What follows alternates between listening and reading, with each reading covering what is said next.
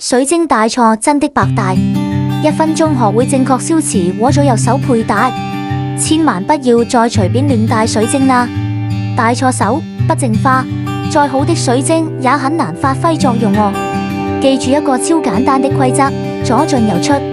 左手是吸納正能量的手，提升人緣、桃花、學業、事業的水晶如紫晶、黃晶、粉晶、月光石等等都適合戴左手。右手是排出負能量的手，護身、擋煞、防小人、穩定情緒的水晶如黑曜石、虎眼石、朱砂等等就戴右手。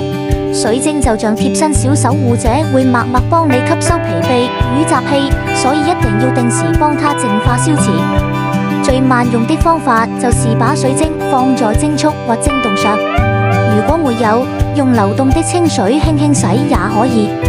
放置在月光下，最好滿月，或者用鼠尾草煙也可以。小提醒：千萬不要長時間讓太陽暴曬水晶，選對水晶戴對手，記得淨化它，讓它更好地守護你。喜歡這支影片，記得點讚收藏。